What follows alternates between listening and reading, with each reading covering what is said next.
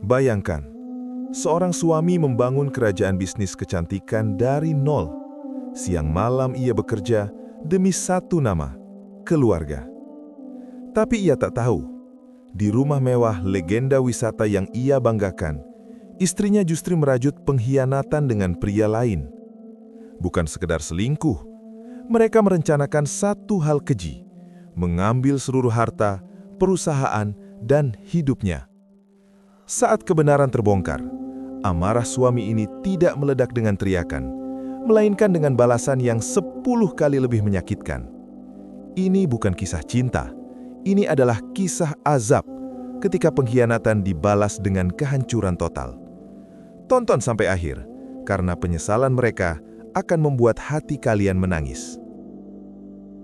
Hujan turun pelan di kawasan elit legenda wisata Bogor, membasahi jalanan yang rapi dan sunyi. Lampu-lampu taman menyala temaram, memantulkan cahaya kekuningan di aspal basah. Di salah satu rumah terbesar di blok utama, sebuah bangunan modern 2 lantai dengan dinding kaca dan pagar hitam mengkilap, hidup sebuah keluarga yang dari luar tampak sempurna. Di ruang makan yang luas, Aditya Pranowo duduk dengan kemeja putih yang lengannya digulung rapi. Laptopnya masih terbuka, menampilkan laporan penjualan PT Aurora Cantika Nusantara yang kembali memecahkan rekor. Namun matanya tidak sepenuhnya tertuju pada layar. Ada sesuatu yang terasa kosong. Di seberangnya, Shinta Maharani duduk anggun dengan gaun rumah berwarna pastel. Rambutnya terurai rapi, wajahnya cantik seperti biasa. Cantik yang dingin. Ponselnya terletak di samping piring, layar menghadap ke bawah. Sejak tadi, ia hampir tidak menyentuh makanannya. "Besok aku harus ke Sentul. R&D mau presentasi formula baru," ujar Aditya pelan, berusaha memulai percakapan. Shinta hanya mengangguk singkat. Jawaban itu menggantung di udara, datar, tanpa minat. Aditya menatap istrinya sejenak. Dulu, setiap kali ia berbicara soal pekerjaan, mata Shinta akan berbinar, penuh kebanggaan. Kini, sorot itu telah padam, digantikan jarak yang tak kasat mata, namun terasa menusuk. "Capek?" tanya Aditya. Suaranya tetap lembut. "Biasa," jawab Shinta singkat. Lalu berdiri. "Aku naik duluan, kepala agak pusing." Ia melangkah pergi tanpa menoleh, meninggalkan piring yang masih setengah penuh. Langkah kakinya terdengar cepat di tangga marmer, seolah ingin segera menjauh dari ruang makan itu. Aditya terdiam. Sendok di tangannya berhenti bergerak. Rumah seluas ini tiba-tiba terasa sunyi. Di kamar utama lantai 2, Shinta mengunci pintu. Begitu punggungnya bersandar pada daun pintu, ekspresinya berubah. Wajah datar itu menghilang, digantikan desahan nafas panjang. Ia meraih ponsel dan menyalakannya. Satu pesan masuk. "Prasetyo, kapan kamu bisa keluar? Aku sudah atur semuanya." Shinta menatap layar itu lama. Bibirnya bergetar tipis, bukan karena ragu, melainkan karena gelisah bercampur ambisi. Jarinya membalas cepat. "Shinta, sabar, dia belum curiga, semua harus rapi." Ia melangkah ke balkon kamar. Dari sana, lampu-lampu legenda wisata terlihat seperti lautan cahaya. Rumah-rumah mewah, mobil mahal, kehidupan yang ia nikmati dan yang ia inginkan lebih. "Semua ini harus jadi milikku," gumamnya lirih. Sementara itu, Aditya masih duduk sendirian di ruang makan. Ia menutup laptopnya, menghela nafas pelan. Pandangannya tertuju pada kursi kosong di hadapannya. Dalam benaknya, terlintas kilasan masa lalu. Shinta yang dulu menunggunya pulang larut malam dengan senyum hangat. Shinta yang memeluknya saat perusahaan hampir bangkrut. Shinta yang berkata, "Selama kita jujur, kita akan kuat." Kejujuran. Kata itu kini terasa asing. Aditya berdiri dan berjalan menuju ruang keluarga.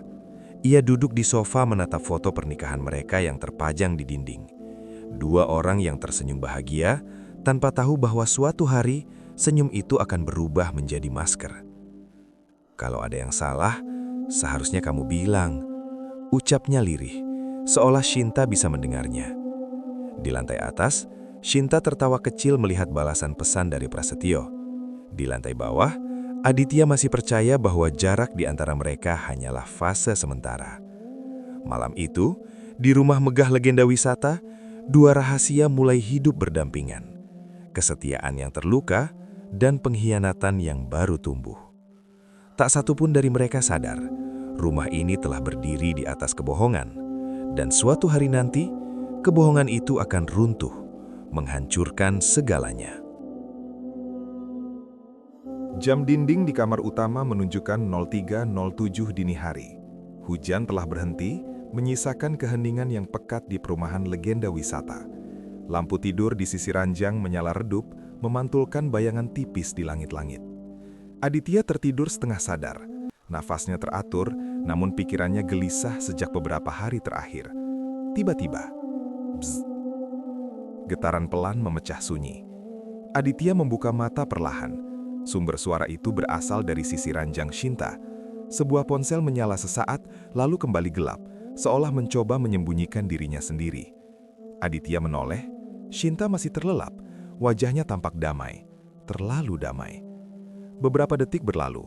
Aditya berusaha memejamkan mata kembali. Namun rasa itu muncul. Perasaan aneh yang tak bisa ia jelaskan. Seperti ada sesuatu yang salah tapi belum terlihat bentuknya. Lalu, bzz. Kali ini lebih lama. Aditya bangun perlahan, berusaha tidak membangunkan Shinta. Matanya tertuju pada ponsel yang kini menyala penuh. Sebuah notifikasi masuk, tanpa nama, hanya nomor tak dikenal. Aku rindu, jangan lama-lama. Jantung Aditya berdetak lebih cepat. Ia bukan pria pencemburu. Selama ini ia percaya penuh pada istrinya. Tapi pesan di jam 3 pagi bukanlah sesuatu yang wajar. Bukan untuk seorang istri, bukan untuk rumah tangga yang ia kira utuh. Aditya tidak menyentuh ponsel itu. Ia hanya menatapnya, lama. Seolah berharap pesan itu menghilang dengan sendirinya. Namun luka pertama telah tercetak. Pagi harinya, matahari Bogor menyinari halaman rumah mereka. Kicau burung terdengar kontras dengan suasana hati Aditya.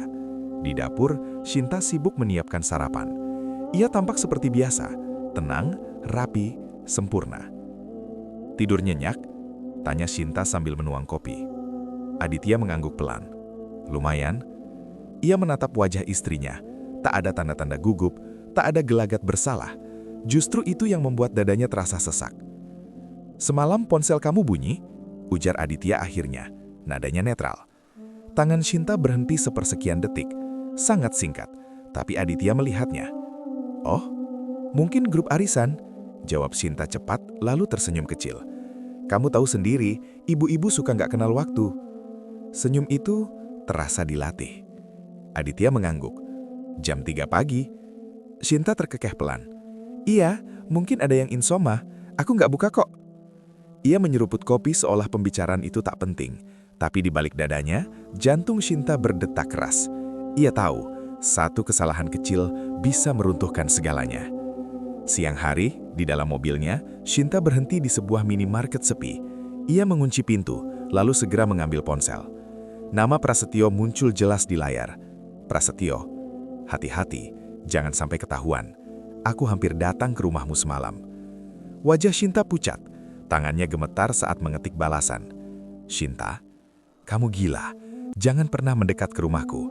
Aku masih mengendalikan situasi. Beberapa detik kemudian, balasan masuk. Tenang, semua akan segera berubah. Ingat rencana kita. Shinta menutup mata, menarik nafas panjang. Rencana itu kembali terbayang.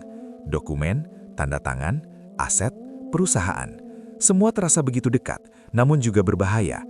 Ia membuka mata dan menatap bayangan dirinya sendiri di kaca spion. Sedikit lagi, bisiknya pada diri sendiri. Aku nggak boleh gagal. Malam kembali turun. Aditya duduk di ruang kerja kecil di lantai bawah. Ia membuka laptop, tapi pikirannya melayang. Tangannya berhenti di atas mouse. Pesan dini hari itu kembali terngiang. Ia tidak menuduh, tidak marah, tapi seorang pria yang membangun perusahaan dari nol tahu satu hal. Ketika sesuatu terasa janggal, biasanya memang ada yang disembunyikan. Aditya menatap layar kosong, lalu berdiri dan mematikan lampu. Ia memutuskan satu hal malam itu. Ia akan lebih memperhatikan, lebih waspada. Bukan untuk mencari kesalahan, tapi untuk melindungi apa yang masih bisa diselamatkan. Di lantai atas, Shinta kembali memeriksa ponselnya sebelum tidur. Tak ada pesan baru. Ia menghela nafas lega, lalu mematikan layar. Ia tak tahu bahwa sejak dini hari itu, sesuatu telah berubah. Sebuah pesan singkat di jam 3 pagi telah menanam benih kecurigaan. Dan benih itu akan tumbuh menjadi badai. Pagi itu, kantor pusat PT Aurora Cantika Nusantara di Jakarta Selatan tampak sibuk seperti biasa. Lobi gedung kaca dipenuhi karyawan dengan langkah cepat dan wajah profesional. Di lantai paling atas, ruang rapat utama telah disiapkan untuk pertemuan penting. Aditya Pranowo duduk di ujung meja panjang, mengenakan setelan abu-abu gelap. Wajahnya tenang, namun matanya tajam. Di depannya, layar besar menampilkan agenda rapat hari itu, evaluasi ekspansi dan efisiensi biaya. Baik, ujar Aditya tegas, kita mulai. Pintu ruang rapat terbuka. Seorang pria masuk dengan langkah percaya diri. Rambutnya rapi, jas hitamnya mahal, senyumnya tipis namun penuh perhitungan. Selamat pagi Pak Aditya, katanya sambil mengulurkan tangan. Saya Prasetyo Wijaya. Jantung Aditya berdetak sedikit lebih cepat. Nama itu tidak asing. Prasetyo, ulang Aditya pelan. Sebelum ia sempat bertanya lebih jauh, suara lain menyela dari sisi ruangan. Dia konsultan yang aku rekomendasikan, kata Shimta yang duduk tak jauh darinya. Senyumnya muncul, bukan senyum hangat melainkan senyum yang seolah telah disiapkan. Pengalamannya bagus, dia pernah menangani beberapa perusahaan besar. Pandangan Aditya beralih ke Shinta. Ia menangkap kilatan sesuatu di mata istrinya, antusiasme yang tidak biasa. Aditya berdiri dan menjabat tangan Prasetyo. Silakan duduk. Di dalam dadanya ada firasat yang sulit ia jelaskan. Rapat berjalan formal. Prasetyo mempresentasikan analisis keuangan dengan bahasa yang meyakinkan. Grafik demi grafik muncul di layar, menunjukkan potensi efisiensi dan restrukturisasi aset. Beberapa aset non-inti bisa dialihkan ke holding terpisah, secara hukum aman dan secara finansial menguntungkan. Kata dialihkan membuat Aditya sedikit menyipitkan mata. Dialihkan ke siapa? Tanyanya. Prasetyo tersenyum tipis. Ke entitas yang Bapak kontrol tentu saja, hanya strategi. Shinta mengangguk setuju. Aku sudah baca ringkasannya, ini bagus untuk jangka panjang. Nada Shinta terdengar terlalu yakin. Aditya mencatat sesuatu di buku kecilnya. Ia tidak menolak, tapi ia juga tidak sepenuhnya menerima. Baik, katanya akhirnya. Kita pelajari lebih lanjut, libatkan tim legal. Senyum Prasetyo melebar samar. Tentu.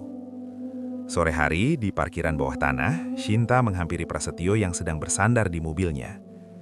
Kamu terlalu berani, bisik Shinta, matanya waspada. Prasetyo terkekeh pelan. Tenang, aku tahu batas. Kamu masuk ke wilayahnya sekarang. Justru itu, kalau mau ambil semuanya, kita harus ada di tengah permainan. Shinta terdiam. Ia tahu pria di depannya licik, tapi ia juga tahu tanpa Prasetyo, ambisinya sulit terwujud. Jangan sampai dia curiga, ucap Shinta akhirnya. Prasetyo menatapnya dalam-dalam. Dia sudah terlambat untuk curiga. Malamnya, di rumah legenda wisata, Aditya duduk di ruang kerja. Ia membuka laptop dan mencari nama Prasetyo Wijaya. Riwayatnya muncul, mantan konsultan independen, pernah terlibat sengketa hukum dengan klien lama, namun selalu lolos tanpa hukuman. Licin, batin Aditya. Ia menutup layar dan menatap jendela. Hujan kembali turun membasahi kaca. Dari arah dapur, Shinta datang membawa teh hangat. Kamu kelihatan capek. Prasetyo itu teman lama kamu? Tanya Aditya tiba-tiba. Shinta terkejut sepersekian detik. Kenal lama, dulu satu komunitas bisnis. Kenapa baru sekarang muncul? Shinta mengangkat bahu. Kebetulan. Kata itu lagi. Aditya mengangguk pelan, namun pikirannya bekerja cepat. Terlalu banyak kebetulan dalam waktu singkat. Malamnya, ketika Shinta sudah tertidur, Aditya berdiri di balkon. Ia menatap lampu-lampu legenda wisata yang berkilau di kejauhan. Lelaki dari masa lalu istrinya kini duduk di dalam perusahaannya, di rumahnya, di hidupnya. Dan Aditya sadar satu hal, permainan ini telah naik tingkat. Pagi menyelinap masuk melalui tirai tipis rumah legenda wisata. Cahaya matahari menimpa lantai marmer yang berkilau, memantulkan bayangan dua sosok yang berdiri berdampingan di depan cermin kamar. Aditya mengancingkan manset kemejanya dengan gerakan rapi. Di sampingnya, Shinta merapikan rambut sambil tersenyum kecil. Senyum yang tampak manis di permukaan, namun menyimpan niat yang tak pernah terucap. "Kamu pulang malam lagi?" tanya Shinta lembut. "Mungkin," jawab Aditya singkat. "Ada pembahasan ekspansi." Shinta mengangguk, lalu menoleh. "Hati-hati di jalan." Aditya membalas senyum itu. Ia tak tahu, senyum yang sama akan digunakan istrinya hari itu untuk mengkhianatinya. Di sebuah kafe tenang di kawasan Jakarta Timur, Shinta duduk berhadapan dengan Prasetyo. Tempat itu dipilih dengan cermat. Tak terlalu ramai, tak terlalu sepi. Aman. Di atas meja sebuah map coklat tertutup rapat. "Ini tahap awal," ujar Prasetyo pelan sambil membuka map. Beberapa lembar dokumen tertata rapi. Restrukturisasi aset non-inti. Kita arahkan ke perusahaan cangkang. "Namanya?" tanya Shinta. "PT Mahkota Lestari Investama," jawab Prasetyo cepat.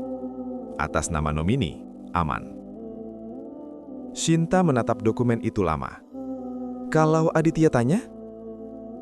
"Kita bungkus sebagai efisiensi pajak dan manajemen risiko." Prasetyo tersenyum. "Kamu istri sah, tanda tanganmu punya bobot." Kata-kata itu membuat dada Shinta bergetar, antara takut dan tergoda. "Ini belum semuanya," lanjut Prasetyo. "Kalau tahap ini lolos, kita masuk ke inti." Shinta menutup map perlahan. "Aku mau semua rapi, tidak ada yang bisa dilacak." Prasetyo mengangguk. "Makanya, aku di sini." Sementara itu di kantor PT ACN, Aditya memimpin rapat kecil dengan tim legal. Maya Lestari duduk di sebelahnya, membuka berkas. "Ada usulan pengalihan aset dari konsultan," ujar Aditya. "Saya minta diteliti detailnya."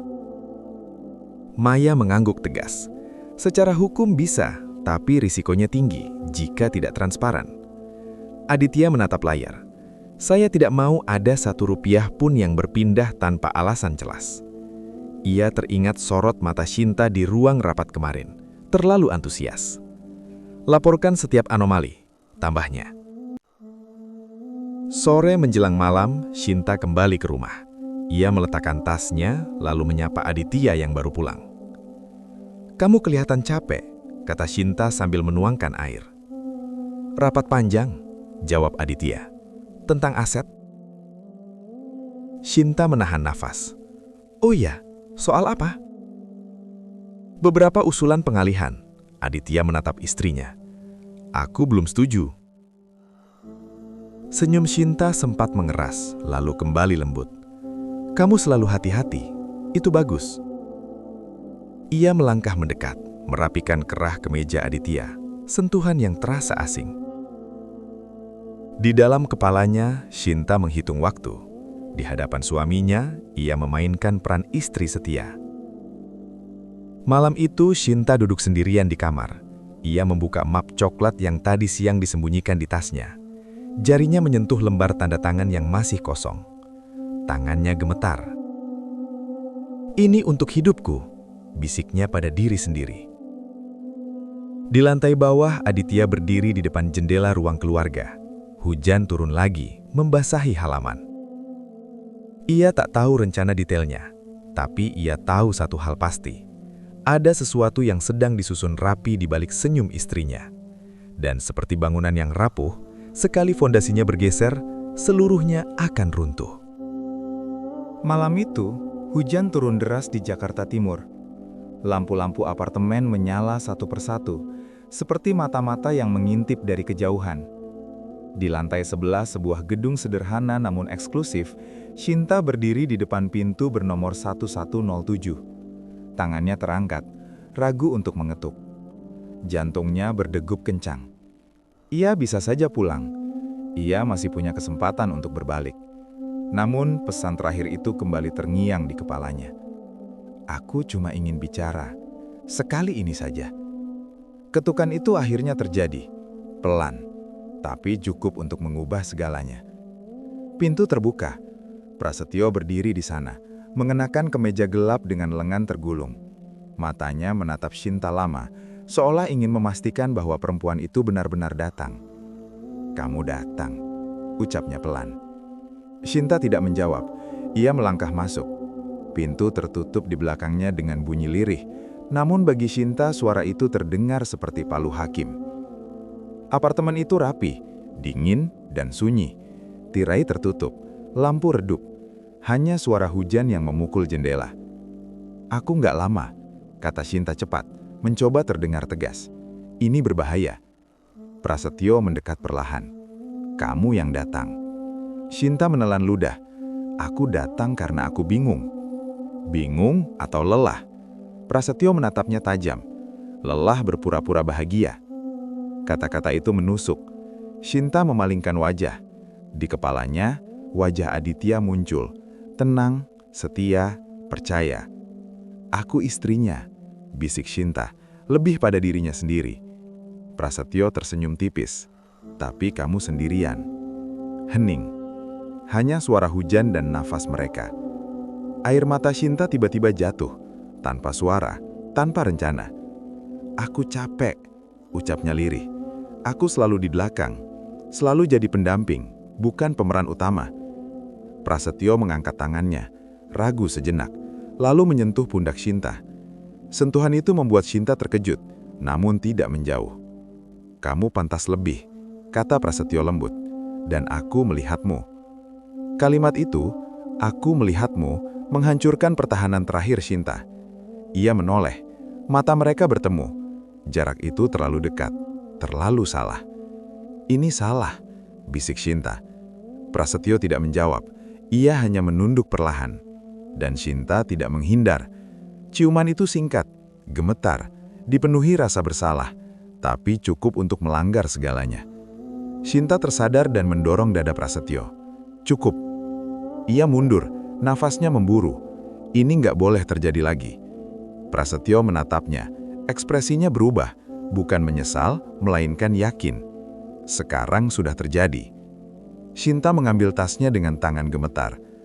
"Anggap ini kesalahan." Ia membuka pintu dan pergi, meninggalkan apartemen itu dalam keheningan yang lebih dingin dari sebelumnya. Di perjalanan pulang, Shinta menangis di balik kemudi. Lampu-lampu jalanan Bogor tampak kabur oleh air mata. "Ya Allah, apa yang sudah aku lakukan?" Namun jauh di lubuk hatinya, rasa bersalah itu bercampur dengan sesuatu yang lebih berbahaya, rasa hidup kembali. Di rumah legenda wisata, Aditya duduk sendirian di ruang keluarga. Jam menunjukkan hampir tengah malam. Ia menatap teleponnya, tak ada pesan dari Shinta. Pintu akhirnya terbuka. "Kamu dari mana?" tanya Aditya tenang.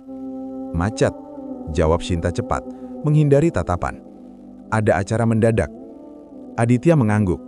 "Kamu capek. Istirahatlah." Shinta melangkah naik tanpa menoleh. Di kamar, ia berdiri lama di depan cermin. Pantulan wajahnya tampak asing. Air mata kembali jatuh. Tapi kali ini bukan hanya karena bersalah, melainkan karena ia tahu ia telah melewati satu garis yang tak bisa dihapus.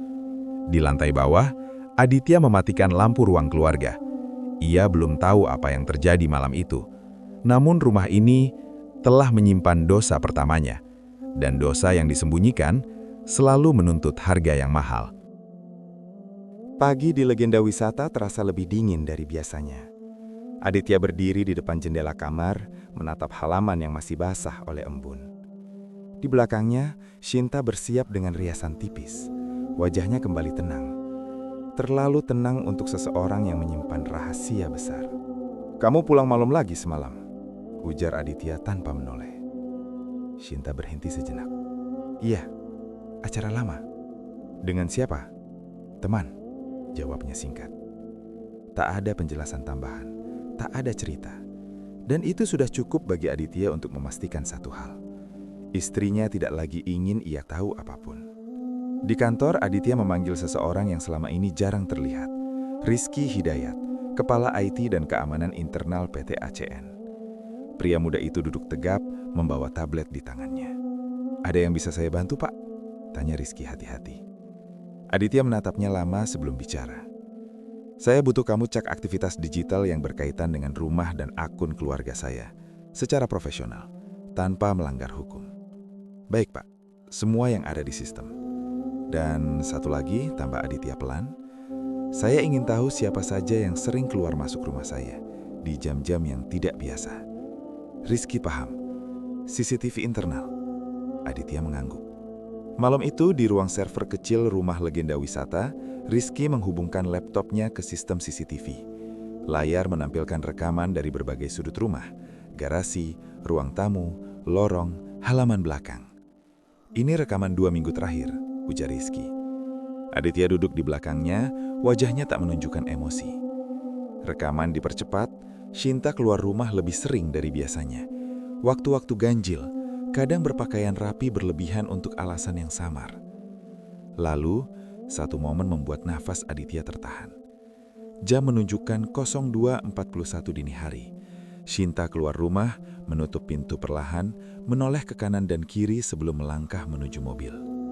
Aditya menutup mata sejenak. "Nomor ponsel asing?" tanya Aditya kemudian. Rizky mengetik cepat. "Ada, sering berkomunikasi, intensitas tinggi, tapi tidak tersimpan di kontak. Nama tidak muncul, tapi pola berbicara tak bisa berbohong." Di lantai atas, Shinta duduk di kamar, menggenggam ponselnya. Pesan dari Prasetyo masuk. "Prasetyo, hati-hati, aku merasa dia mulai sadar." Shinta menelan ludah.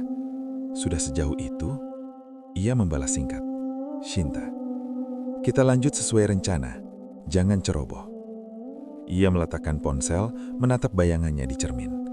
Mata itu tak lagi polos, penuh kewaspadaan. Kembali ke ruang kerja bawah, Rizky menutup laptopnya. "Data sementara cukup jelas, Pak, tapi belum konklusif." Aditya berdiri. "Cukup untuk saya waspada." Ia berjalan menuju jendela, menatap halaman yang gelap. "Lanjutkan." "Diam-diam." Rizky mengangguk. "Baik." Setelah Rizky pergi, Aditya duduk sendiri. Tidak ada amarah, tidak ada teriakan, hanya keheningan yang menekan dada. Ia sadar satu hal malam itu, kamera tidak pernah tidur, dan kebenaran hanya menunggu waktu. Di lantai atas, Shinta mematikan lampu kamar. Ia tidak tahu bahwa setiap langkahnya kini tercatat, setiap kebohongannya meninggalkan jejak, dan jejak itu akan menuntunnya pada kehancuran. Siang itu, matahari Jakarta bersinar terik di balik gedung-gedung tinggi. Di sebuah ruang rapat kecil yang jarang digunakan di kantor PT Aurora Cantika Nusantara, tirai ditutup rapat. Udara terasa lebih pengap dari biasanya. Di atas meja, tersusun rapi beberapa dokumen tebal dengan sampul berwarna biru tua. Di sudut kanan bawah, tertulis nama sebuah entitas, PT Mahkota Lestari Investama. Shinta duduk di salah satu kursi, punggungnya tegak, wajahnya tenang.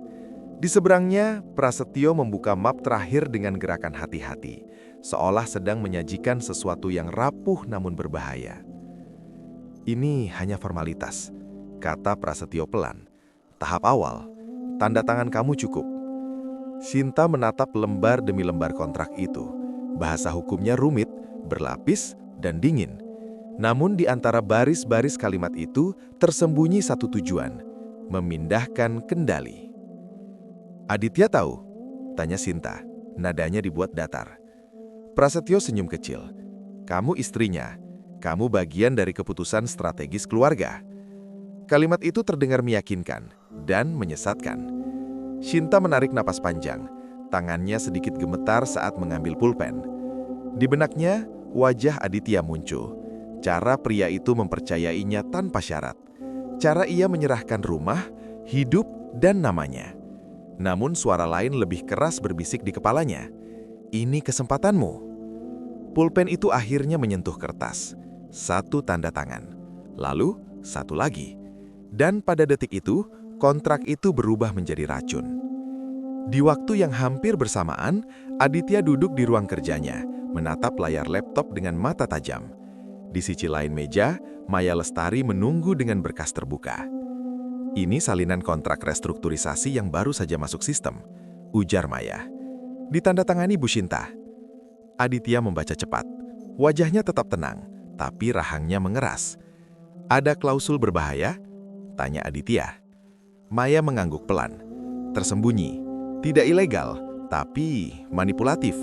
Jika diteruskan, kontrol aset bisa bergeser. Aditya menutup berkas itu perlahan. Siapkan analisis lengkap. Jangan lakukan apa-apa dulu. Baik, Pak. Saat Maya keluar, Aditya bersandar di kursinya. Dadanya terasa sesak, bukan karena marah, melainkan karena kecewa yang mulai mengeras menjadi tekad. Ia tidak menghentikan kontrak itu. Ia membiarkannya hidup. Sore hari, Shinta pulang lebih awal. Di rumah legenda wisata, ia melihat Aditya duduk di ruang keluarga, membaca tablet. "Kamu hari ini ke kantor?" tanya Aditya santai. Shinta menelan ludah. "Sebentar, ada urusan tanda tangan." "Kontrak?" Aditya menoleh. Tatapannya tenang. "Iya," jawab Shinta cepat. "Yang kemarin dibahas." Aditya mengangguk. "Bagus, aku percaya penilaianmu." Kalimat itu seperti pisau. Shinta tersenyum, senyum yang terasa berat di wajahnya. "Terima kasih." Ia berjalan menuju kamar dengan langkah cepat. Begitu pintu tertutup, Shinta bersandar di sana. Napasnya terengah-engah. "Aku sudah melangkah terlalu jauh," bisiknya. Namun, di lantai bawah, Aditya meletakkan tabletnya dan menatap tangga dengan pandangan yang tak lagi polos. Ia tahu, ia memilih diam. Karena racun paling mematikan bukan yang diminum secara paksa, melainkan yang diteguk dengan keyakinan sendiri. Malam itu, kamera rumah kembali merekam setiap sudut. Waktu berjalan pelan, tapi pasti. Kontrak telah ditandatangani, jebakan telah terpasang, dan tanpa disadari Shinta, setiap tanda tangannya hari itu adalah langkah menuju kehancurannya sendiri. Malam itu, langit Bogor gelap tanpa bintang. Lampu-lampu di legenda wisata menyala satu persatu. Namun di dalam rumah besar itu, suasana terasa lebih dingin dari udara luar. Aditya berdiri di ruang kerja, menatap layar laptop yang menampilkan rekaman CCTV. Tangannya tenang di atas meja, tetapi matanya menyimpan badai. "Putar ulang yang jam 2 lewat," ucapnya pelan. Rizky menekan tombol. Layar menampilkan halaman rumah. Waktu menunjukkan 02.18 dini hari. Pintu depan terbuka perlahan. Shinta muncul, mengenakan mantel gelap. Wajahnya tertutup masker. Ia menoleh ke kanan dan kiri, lalu melangkah cepat menuju mobil. Aditya menghela napas panjang. "Lanjut," katanya. Rekaman berpindah. Kamera jalanan. Rekaman publik yang berhasil diakses secara legal. Mobil Shinta berhenti di depan sebuah gedung apartemen. Waktu berlalu cepat. Kamera lobi apartemen. Shinta masuk. Seorang pria menyambutnya. Wajah itu jelas. Prasetyo. Aditya menutup matanya sejenak. Dadanya terasa seperti diremas tangan tak kasat mata. "Masih ada," ujar Rizky hati-hati. Putar. Rekaman lift. Lantai 11. Koridor. Pintu terbuka. Dua sosok masuk bersama. Pintu tertutup. Tak ada suara. Tak ada sentuhan yang direkam lebih jauh.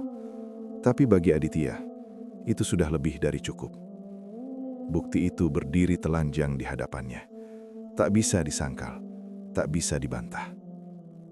"Terima kasih Rizky," kata Aditya akhirnya. Suaranya datar, terlalu datar. Rizky menelan ludah. "Saya siap kalau Bapak butuh lanjutan." Aditya mengangguk. "Simpan semua, backup." Ketika Rizky pergi, ruang kerja itu kembali sunyi. Aditya duduk perlahan menatap layar kosong. Tidak ada teriakan, tidak ada amukan. Hanya keheningan yang menekan dada hingga terasa sakit. Di lantai atas, Shinta tertidur tanpa gelisah. Ia tidak tahu bahwa malam ini adalah malam terakhir kebohongannya hidup tanpa saksi. Pagi menjelang. Sinta turun ke dapur dengan langkah ringan. "Kamu sudah bangun?" tanyanya saat melihat Aditya duduk di meja makan. "Sudah," jawab Aditya singkat. Ia menyeruput kopi. Wajahnya tenang. Terlalu tenang untuk seseorang yang baru saja melihat dunianya runtuh. "Kamu hari ini ke kantor?" tanya Sinta. "Iya," jawab Aditya. "Seperti biasa." Sinta tersenyum lega. Ia tidak tahu bahwa senyum itu kini dilihat Aditya sebagai topeng. Siang hari, Aditya berdiri di depan jendela kantor lantai atas PT ACN.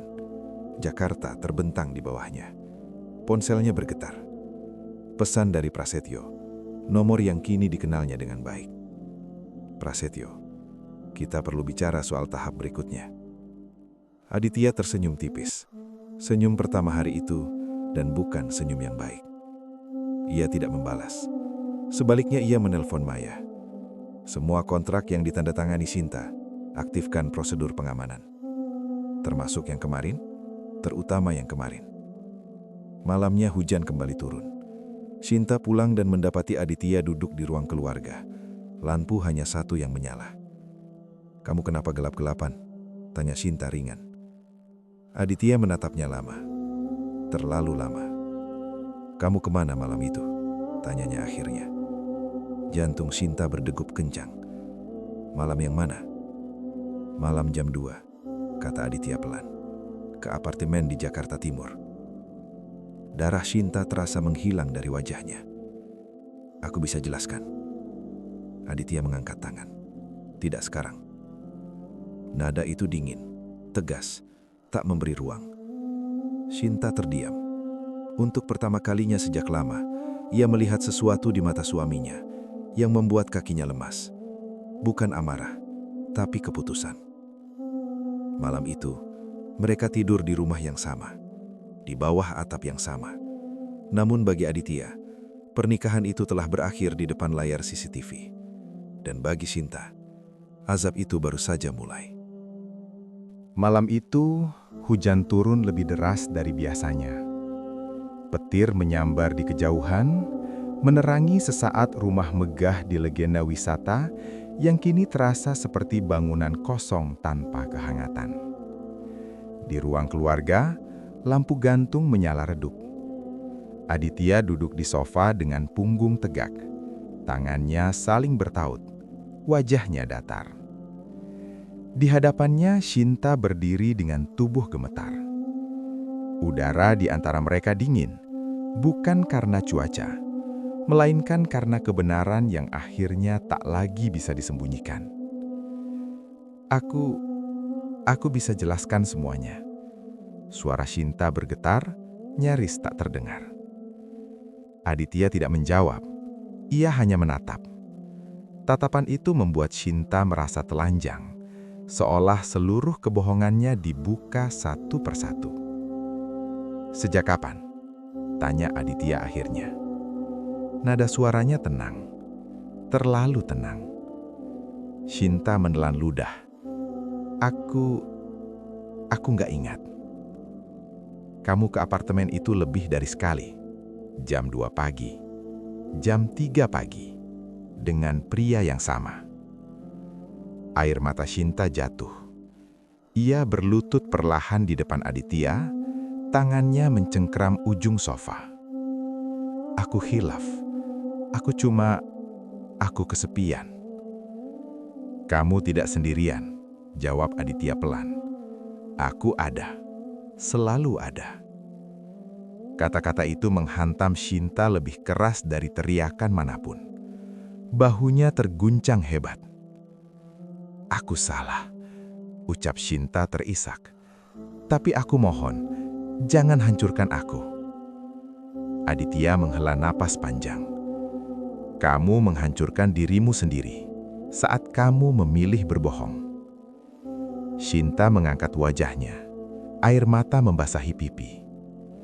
"Aku masih istrimu. Kita bisa perbaiki ini."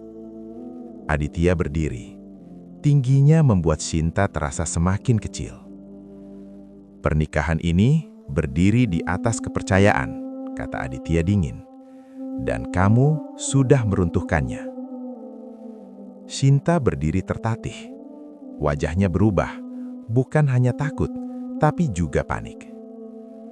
"Kamu nggak bisa sembarangan," ucapnya tiba-tiba, nadanya bergetar namun mengandung tekanan. "Aku juga tanda tangan kontrak. Aku punya hak." Aditya menatapnya tajam. "Ancaman?"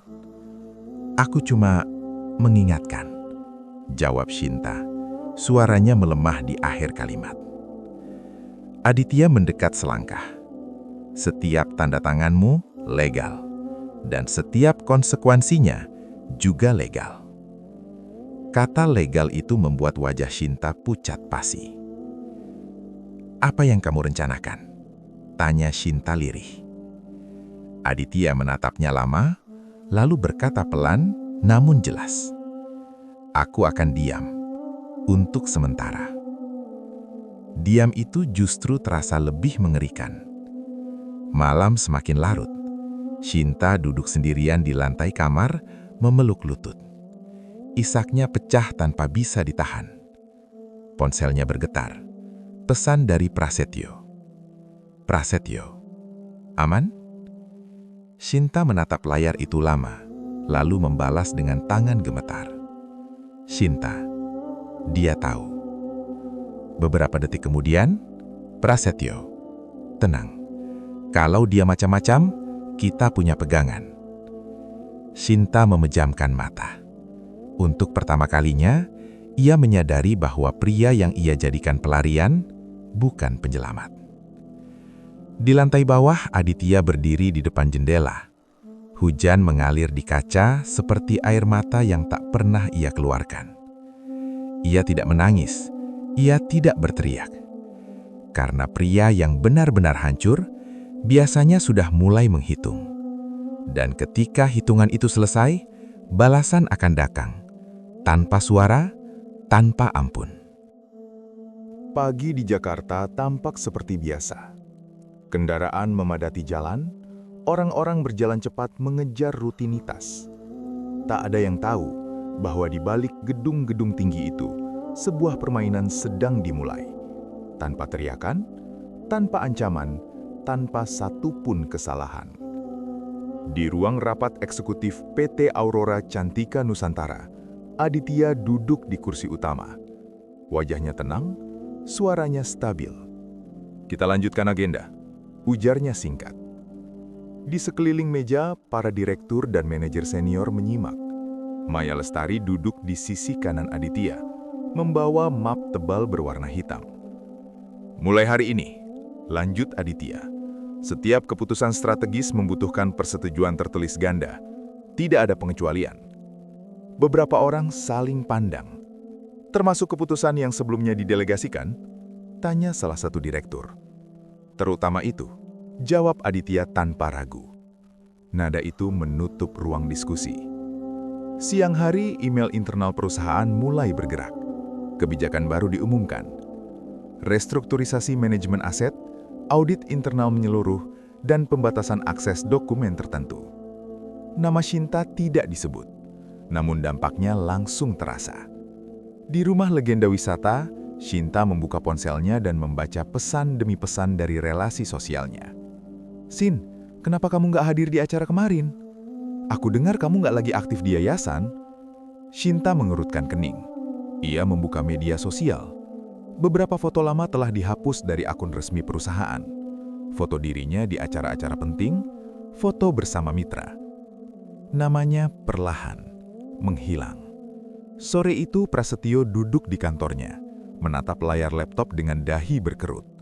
Ia mencoba mengakses salah satu dokumen PT Mahkota Lestari Investama. Gagal. "Apa ini?" gumamnya. Ia menghubungi kontak lamanya. Tidak ada yang mengangkat. Beberapa menit kemudian sebuah notifikasi masuk. "Akses Anda telah dibatasi. Hubungi bagian legal." Prasetyo bersandar di kursi, rahangnya mengeras. Ia tahu, ini bukan kebetulan. Malam hari Aditya duduk sendirian di ruang kerja rumah. Rizky berdiri di dekat pintu. "Semua berjalan sesuai rencana, Pak. Tidak ada yang bisa dilacak balik ke Bapak." Aditya mengangguk. "Bagus. Bu Shinta, Pak?" Rizky ragu melanjutkan. "Biarkan, ini baru permulaan." Di kamar, Shinta duduk di depan cermin. Teleponnya kembali bergetar. Kali ini dari Prasetyo. "Dia mulai main," kata Prasetyo tanpa basa-basi. Shinta memejamkan mata. "Aku tahu. Kita harus cepat. Kalau tidak, kita kehilangan segalanya." Shinta membuka mata dan menatap pantulan dirinya. Wajah itu tampak lelah, panik, dan asing. "Apa rencanamu?" tanya Shinta pelan. "Aku punya jalan, tapi kamu harus ikut aku sepenuhnya." Telepon terputus. Shinta menggenggam ponselnya erat-erat. Untuk pertama kalinya, ia merasa terjebak antara dua pria. Satu yang diam namun memegang kendali, dan satu yang bicara banyak namun mulai kehilangan pijakan. Di ruang keluarga, Aditya berdiri di depan foto pernikahan mereka. Ia menatap wajah Shinta dalam bingkai itu lama. Ini belum balasan, gumamnya nirih. Ini hanya pembuka. Di luar, malam Bogor kembali turun. Sunyi, rapi. Seperti permainan yang sedang ia mainkan. Permainan di balik layar, di mana kehancuran tidak datang dengan ledakan, melainkan dengan kehilangan satu demi satu. Pagi itu, gedung Direktorat Reserse Kriminal Khusus tampak lebih sibuk dari biasanya. Beberapa wartawan berdiri di luar pagar, kamera siap mengarah ke pintu utama. Isu yang beredar sejak subuh telah memancing perhatian. Seorang konsultan bisnis ternama akan diperiksa terkait dugaan manipulasi laporan keuangan dan pencucian aset lintas perusahaan. Nama itu akhirnya keluar dari mulut seorang petugas humas, Prasetyo Wicaksono. Di dalam ruang pemeriksaan, Prasetyo duduk dengan punggung tegak, jasnya masih rapi. Namun tangannya tak berhenti mengetuk meja kecil di depannya. "Saudara Prasetyo," kata penyidik dengan nada datar, "kami menemukan aliran dana mencurigakan dari 3 perusahaan berbeda ke rekening Anda." "Itu honor konsultan," jawab Prasetyo cepat. "Semua ada kontraknya." Penyidik menggeser map coklat ke arahnya. "Kontrak ini ditandatangani oleh pihak yang tidak memiliki kewenangan hukum." Prasetyo terdiam sepersekian detik. "Dan," lanjut penyidik, "perusahaan cangkang yang menerima dana tersebut terhubung dengan skema pengalihan aset." Wajah Prasetyo mengeras. Untuk pertama kalinya, senyum percaya diri yang selalu ia gunakan menghilang. Di waktu yang sama, di kantor pusat PT Aurora Cantika Nusantara, Aditya duduk di ruang kerjanya. Maya berdiri di depannya. "Laporan resmi sudah masuk ke kejaksaan. Tidak ada satupun yang bisa ditarik kembali." Aditya mengangguk. "Media mulai bergerak, tapi masih tahap awal." "Biarkan," jawab Aditya. "Kebenaran akan naik sendiri." Ia menatap jendela. Kota Jakarta terlihat sibuk, tak peduli dengan satu nama yang sebentar lagi jatuh. Siang hari, berita mulai muncul. Konsultan bisnis terkena dugaan kasus keuangan. Pria ini diduga terlibat pengalihan aset ilegal. Nama Prasetyo tidak ditulis penuh, tapi cukup jelas bagi mereka yang mengenalnya. Di rumah legenda wisata, Shinta menatap layar televisi dengan wajah pucat. Tangan kanannya gemetar memegang remote. "Itu Pras," bisiknya. Teleponnya berdering. Nama Prasetyo muncul di layar. "Shin," suara di seberang terdengar panik, berbeda dari biasanya. "Kita dijebak." Shinta menelan ludah. "Kamu bilang aman. Aku juga korban. Kalau aku jatuh, kamu ikut." Kata-kata itu menusuk lebih dalam dari rasa takut. Shinta menyadari sesuatu yang selama ini ia abaikan. Prasetyo tidak pernah bicara tentang kami. Yang ada hanya aku dan diriku sendiri. Sore menjelang malam, Prasetyo keluar dari gedung pemeriksaan dengan wajah tertutup masker. Kilatan kamera menyambutnya. "Pak Prasetyo, benar terlibat pencucian uang? Apa hubungannya dengan perusahaan kosmetik besar?" Ia tidak menjawab. Langkahnya cepat, namun bahunya turun, seolah beban yang selama ini ia sembunyikan akhirnya runtuh. Di dalam mobil, ia menatap tangannya sendiri. Tangan yang dulu percaya bisa mengatur segalanya. Kini, ia sadar, ada pemain lain di papan ini, dan pemain itu tidak pernah muncul ke permukaan. Malam hari, Aditya duduk di ruang keluarga rumahnya. Hujan turun pelan. Shinta berdiri di ambang pintu, ragu mendekat. "Dia kena," ucap Shinta lirih. "Aku tahu," jawab Aditya singkat tanpa menoleh. "Kamu," suara Shinta bergetar, "kamu lakukan ini." Aditya akhirnya menoleh. Tatapannya tenang, nyaris dingin. "Aku hanya membuka apa yang memang sudah ada. Masker selalu jatuh, cepat atau lambat." Shinta terdiam. Tidak ada lagi ruang untuk menyangkal. Aditya berdiri dan berjalan pergi, meninggalkan Shinta dengan satu kesadaran pahit. Pria yang ia khianati bukan sedang marah. Ia sedang mengakhiri segalanya, satu persatu. Dan Prasetyo baru permulaan. Pagi itu, matahari tetap terbit di atas legenda wisata. Namun bagi Shinta, cahaya tak lagi punya arti. Ia berdiri di ruang tengah rumah besar itu. Rumah yang dulu penuh tawa tamu, aroma kopi mahal, dan percakapan sosialita. Kini hanya ada gema langkahnya sendiri dan suara pendingin ruangan yang terdengar asing. Di meja marmer, sebuah map coklat tergeletak rapi. Shinta membukanya dengan tangan gemetar. Surat resmi, pemisahan aset sementara, pembatasan akses fasilitas. Semua tertulis jelas, legal, tanpa celah. Tak ada satupun kalimat bernada emosi, hanya keputusan. Langkah kaki terdengar dari belakang. Aditya berdiri di ambang pintu ruang kerja. Wajahnya tenang, seperti seseorang yang sudah lama berdamai dengan kehilangan. "Kamu punya waktu 1 jam," katanya singkat. "Ambil barang pribadi." Shinta menoleh cepat. 1 jam? "Rumah ini milik perusahaan," lanjut Aditya. "Dan perusahaan tidak lagi memberimu fasilitas."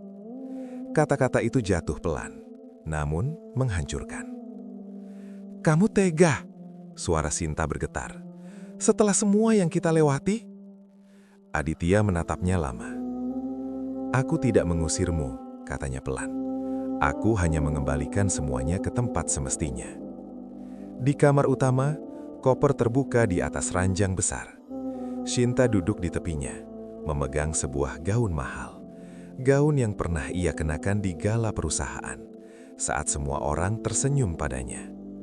Air mata jatuh di kain itu. Satu persatu barang dimasukkan, tapi tak semua bisa dibawa. Lemari penuh kenangan yang kini tak punya tempat. Cermin besar memantulkan wajahnya, pucat, lelah, tanpa cahaya. "Bagaimana bisa aku sampai di sini?" bisiknya pada diri sendiri. Di luar rumah, mobil-mobil tetangga berlalu lalang. Beberapa pasang mata melirik, bukan dengan iri seperti dulu, melainkan penasaran, bahkan kasihan. Seorang ibu tetangga berbisik pelan pada temannya. "Itu istrinya Pak Aditya, kan?" "Iya, katanya ada masalah besar." Shinta mendengarnya. Setiap bisikan terasa seperti jarum. 1 jam berlalu. Shinta menarik koper ke ruang depan. Aditya berdiri di dekat pintu, ditemani Rizky. "Kamu akan kemana?" tanya Aditya. Bukan karena peduli, melainkan formalitas. "Entah," jawab Shinta jujur. "Mungkin apartemen temanku." Aditya mengangguk. "Baik." Tidak ada pelukan, tidak ada kata maaf, tidak ada permintaan tinggal. Saat Shinta melangkah keluar, ia menoleh sekali lagi ke dalam rumah itu. Rumah yang dulu ia sebut surga. Kini hanya bangunan megah tanpa kehangatan. Pintu tertutup. Suara kunci terdengar jelas. Shinta berdiri di teras, memeluk koper, tubuhnya bergetar. Untuk pertama kalinya, ia benar-benar sendirian. Kemewahan telah pergi, nama besar telah pudar, dan rumah tak lagi menerima kehadirannya. Di dalam, Aditya berdiri diam beberapa saat. Ia memejamkan mata, menarik napas panjang. Cahaya tidak pernah hilang, hanya berpindah dari tempat yang salah. Malam itu, rumah di legenda wisata kembali sunyi. Namun bukan sunyi kosong, melainkan sunyi setelah kebenaran.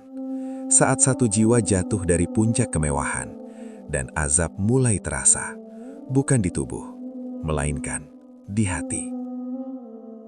Hujan turun sejak pagi.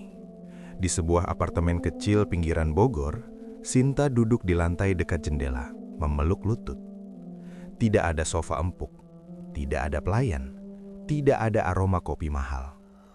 Hanya sunyi. Ponselnya bergetar. Satu notifikasi masuk, lalu disusul yang lain. Ia membukanya dengan jantung berdegup cepat. Rekening Anda diblokir sementara. Kartu kredit tidak dapat digunakan. Sinta menutup mata. Napasnya tersengal. Satu persatu, semua yang dulu ia anggap miliknya, kini dicabut tanpa ampun. Di tempat lain, Prasetyo duduk di ruang tamu rumah kontrakannya. Rambutnya acak-acakan, wajahnya kusut. Di meja tergeletak tumpukan surat, panggilan pemeriksaan lanjutan, pembekuan aset, dan surat somasi dari beberapa klien lama. Teleponnya berdering. Ia mengangkat dengan cepat. "Pras?" Suara di seberang dingin. "Kami putuskan kerjasama. Nama kamu sudah terlalu beresiko." "Dengar dulu," sambungan terputus. Prasetyo membanting ponsel ke sofa. "Kurang ajar," gumamnya. Ia baru menyadari satu hal yang selama ini ia remehkan. Kekuatan Aditya tidak terletak pada kemarahan, melainkan pada jaringan, kesabaran, dan waktu. Sore hari, Sinta mencoba mendatangi salah satu temannya, Ratna, sosialita yang dulu selalu tersenyum padanya.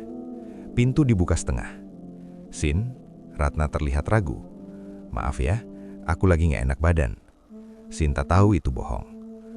"Aku cuma mau ngobrol sebentar," pintanya lirih. Ratna menghela napas. "Sekarang semua orang jaga jarak. Aku juga punya keluarga." Pintu tertutup perlahan. Sinta berdiri kaku di depan pintu itu lama sekali. Dulu ia dikelilingi puluhan orang. Kini satu pun tak tersisa. Malamnya, berita kembali muncul. Kasus Prasetyo berlanjut, dugaan penipuan menguat. Rekan bisnis mulai buka suara. Prasetyo menatap layar televisi dengan mata merah. Ia tertawa kecil, tawa tanpa humor. "Kita hancur," katanya pada diri sendiri. Ia mengambil ponsel dan menelpon Sinta. "Semua gagal," ucapnya begitu sambungan terhubung. "Tidak ada yang bisa kita selamatkan." Di seberang, Sinta terdiam lama. "Jadi selama ini, aku mempertaruhkan segalanya untuk ini?" Suaranya parau. Prasetyo tidak menjawab. "Jawab!" teriak Sinta sambil menangis. "Kamu pikir aku mau begini?" bentak Prasetyo balik. "Aku juga jatuh." "Kamu jatuh karena keserakahanmu," Sinta menjerit. "Dan aku ikut tenggelam karena mempercayaimu." Telepon terputus. Sinta menjatuhkan ponselnya. Tangisnya pecah, keras, tanpa ditahan. Untuk pertama kalinya, ia menyadari pria yang ia bela mati-matian bahkan tidak sanggup bertahan bersamanya di kehancuran. Di rumah legenda wisata, Aditya duduk di ruang kerja. Rizky menyerahkan laporan terakhir. "Semua jalur mereka tertutup, Pak. Tidak ada celah." Aditya membaca sekilas, lalu menutup map. "Cukup," katanya. "Apakah Bapak ingin lanjutkan?" tanya Rizky hati-hati. Aditya menatap keluar jendela. Hujan masih turun. Azab tidak harus mematikan. Cukup membuat seseorang hidup dalam penyesalan. Malam itu, Sinta duduk sendirian di kamar sempitnya. Ia menatap langit-langit yang kusam. Semua rencana runtuh. Semua kebohongan terbuka. Semua pengkhianatan berbalik arah. Tidak ada lagi tempat lari. Azab itu datang bertubi-tubi, bukan dalam bentuk sakit fisik, melainkan kehilangan segalanya secara perlahan dan sadar.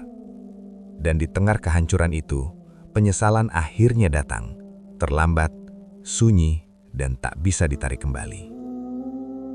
Subuh itu, hujan telah berhenti. Di musola kecil dekat apartemen tempat Sinta menumpang hidup, lampu temara menyala. Lantainya dingin, dindingnya sederhana. Tidak ada karpet tebal, tidak ada pendingin ruangan. Hanya keheningan. Sinta duduk bersimpuh di sudut. Mukenanya lusuh. Wajahnya tampak jauh lebih tua dari usianya. Matanya sembab, bukan hanya karena menangis, tetapi karena lelah menanggung penyesalan. Saat imam mengucap salam, jamaah mulai berdiri. Sinta tetap diam. Tangannya terangkat perlahan. "Ya Allah, Suaranya bergetar. Jika engkau masih mendengarku. Air mata jatuh satu persatu ke sajadah. Aku tahu aku salah. Aku tahu aku hianat. Aku tahu aku melukai orang yang paling tulus mencintaiku. Dadanya sesak. Nafasnya tersendat. Jika waktu bisa diputar kembali, bisiknya lirih. Aku akan memilih berbeda. Namun waktu tidak pernah menoleh ke belakang. Siang hari, Shinta berdiri di depan gerbang rumah legenda wisata. Rumah itu masih sama, megah, tenang, namun kini terasa asing, seolah ia hanya tamu yang tak diundang. Ia menekan bel. Lama. Akhirnya pintu terbuka. Rizky berdiri di sana, terkejut melihatnya. Bu Shinta, aku cuma mau bicara sebentar, pinta Shinta dengan suara gemetar. Dengan Pak Aditya. Rizky ragu sejenak lalu berkata pelan. Pak Aditya tidak ingin ditemui. Shinta mengangguk. Ia sudah menduga. Tolong sampaikan, ia menarik nafas. Aku tidak minta kembali. Aku hanya ingin minta maaf. Sebagai manusia. Rizky menatapnya lama. Lalu mengangguk pelan. Di ruang kerja, Aditya membaca laporan saat Rizky masuk. Pak, kata Rizky hati-hati. Bu Shinta datang. Aditya berhenti membaca. Dia hanya ingin minta maaf. Lanjut Rizky. Hening beberapa detik. Tidak perlu. Jawab Aditya akhirnya. Maaf tidak mengubah pilihan. Rizky mengangguk dan keluar. Aditya berdiri dan menatap foto lama di rak. Foto pernikahan mereka. Ia mengambilnya. Menatap lama. Lalu menyimpannya kembali ke laci. Bukan karena benci, melainkan karena ia sudah selesai. Sore menjelang malam, Shinta duduk di halte bus. Tas kecil di pangkuannya. Tidak ada mobil mewah menjemput. Tidak ada supir menunggu. Ia menatap langit yang mulai gelap. Aku kehilangan segalanya, gumamnya pelan. Dan aku pantas. Ponselnya bergetar. Satu pesan masuk. Dari nomor tak dikenal. Doakan aku ditahan. Prasetyo. Shinta memejamkan mata. Ia tidak membalas. Untuk apa? Tidak ada lagi yang bisa diselamatkan. Malam itu, Shinta kembali ke musola. Ia sujud lama, sangat lama. Ya Allah, bisiknya. Aku tidak meminta dunia. Aku hanya meminta ampunanmu. Tangisnya pecah, namun kali ini bukan karena kehilangan harta, melainkan karena kesadaran. Namun kesadaran tidak selalu datang tepat waktu. Dan Shinta harus menerima satu kenyataan pahit. Tidak semua penyesalan berakhir dengan kesempatan kedua. Sebagian hanya menjadi pelajaran, yang datang setelah semuanya hilang. Pagi itu, matahari terbit perlahan di balik perbukitan Bogor. Cahayanya menyentuh jendela rumah di legenda wisata. Rumah yang telah melewati badai pengkhianatan, amarah, dan kehilangan. Kini, rumah itu kembali tenang. Tidak ramai, tidak gemerlap, tapi jujur. Aditya berdiri di teras, memegang secangkir kopi. Nafasnya pelan. Tidak ada lagi beban yang menekan dadanya seperti dulu. Ia telah melewati malam-malam panjang, bukan dengan dendam, melainkan dengan keteguhan. Di kantor pusat PT Aurora Cantika Nusantara, suasana berbeda. Para karyawan bekerja dengan tertib. Tidak ada bisik-bisik, tidak ada intrik. Struktur perusahaan kini berdiri kokoh, bersih dari manipulasi. Dalam rapat singkat pagi itu, Aditya berbicara dengan suara tenang. Kita tidak membangun perusahaan ini hanya untuk untung, katanya, tapi untuk meninggalkan jejak yang benar. Semua yang hadir mengangguk. Mereka tahu, pria di depan mereka bukan hanya pemilik perusahaan, tapi seseorang yang telah diuji dan memilih tidak menjadi buruk meski pernah disakiti. Sore hari, Aditya mengunjungi makam ibunya. Ia duduk diam, menabur bunga perlahan. "Ibu," ucapnya lirih, Aku hampir kehilangan arah. Tapi aku ingat nasihatmu. Jangan balas luka dengan luka. Angin berembus lembut. Aditya tersenyum kecil. Luka itu tidak hilang sepenuhnya, tapi ia tidak lagi bernanah. Di tempat lain, di sebuah musola kecil, Shinta menyapu lantai dengan tenang. Hidupnya kini sederhana, tidak mudah, tidak nyaman, namun jujur. Setiap sujudnya panjang, setiap doanya lirih. Ia tidak lagi meminta dunia, ia hanya meminta kekuatan untuk menerima. Malam turun, Aditya kembali ke rumahnya. Ia membuka jendela ruang tamu. Cahaya lampu kota terlihat dari kejauhan, tidak menyilaukan, tapi hangat. Ia menatap pantulan dirinya di kaca. Kilau sejati, gumamnya pelan. Bukan dari harta, tapi dari hati yang tidak hancur oleh pengkhianatan. Ia mematikan lampu dan melangkah ke kamar. Tidak ada sorak kemenangan, tidak ada tawa puas, hanya kedamaian. Karena pada akhirnya, pengkhianatan memang bisa merampas segalanya. Namun iman, harga diri, dan kejujuran, itulah kilau yang tidak bisa dicuri siapapun. Dan setiap manusia akan menuai dari apa yang ia tanam. Sahabat, tidak ada pengkhianatan yang luput dari penglihatan Allah. Sekuat apapun kita menyembunyikan dosa, kebenaran akan menemukan jalannya sendiri. Ketika seseorang berkhianat demi dunia, Allah bisa mengambil dunia itu dan meninggalkan penyesalan yang tak bisa dibeli kembali. Kisah ini bukan untuk menghakimi, tapi untuk mengingatkan bahwa kesetiaan adalah amanah dan cinta yang dikhianati akan meminta pertanggungjawaban. Semoga kisah ini menjadi pelajaran bagi kita semua agar tidak menukar keberkahan dengan kesenangan sesaat. Jika hati kalian tersentuh oleh kisah ini, jangan lupa dukung channel ini dengan subscribe, nyalakan lonceng notifikasi, dan bagikan agar lebih banyak orang bisa mengambil hikmahnya. Saya Ismail, pamit. Wassalamualaikum warahmatullahi wabarakatuh.